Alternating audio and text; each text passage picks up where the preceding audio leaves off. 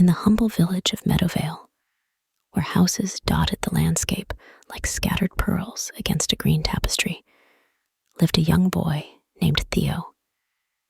Theo, with his wide-eyed wonder and boundless curiosity, lived with his mother in a cozy cottage at the village's edge. Their life was simple, but times were tough, and they struggled to make ends meet.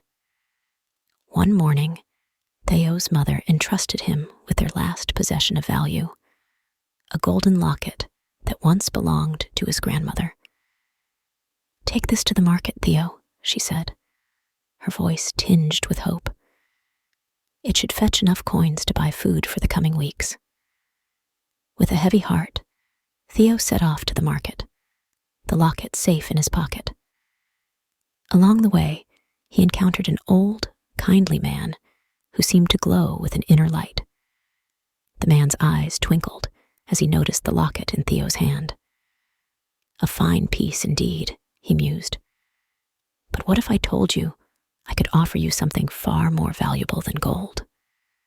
Intrigued, Theo watched as the man held out his hand, revealing 3 tiny, luminescent seeds. "These," the man whispered, "are seeds of the Skyward Tree, a plant that reaches beyond the clouds and into a realm of wonders. Plant them by moonlight, and your fortune will change." Though skeptical, Theo felt a stir of excitement. The promise of adventure and the chance to help his mother were too compelling to ignore. He traded the locket for the seeds and hurried home, his imagination alight with possibilities.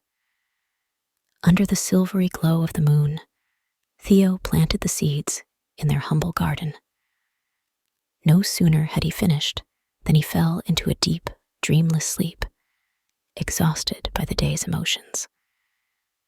The next morning, Theo awoke to a sight that left him breathless.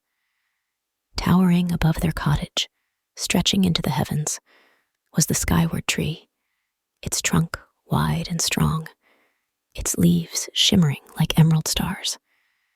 Without a moment's hesitation, Theo began to climb, his heart racing with anticipation. As Theo ascended, he passed through clouds and beyond, until he reached a land that floated in the sky. Here, in this enchanting kingdom, he found a castle made of clouds, guarded by a giant who hoarded treasures stolen from the world below. With a blend of courage and cunning, Theo navigated the castle, evading the giant's grasp. He discovered a harp that sang with the voice of the wind and a hen that laid golden eggs, both of which he knew could change his and his mother's fortunes forever. But it was not greed that drove Theo.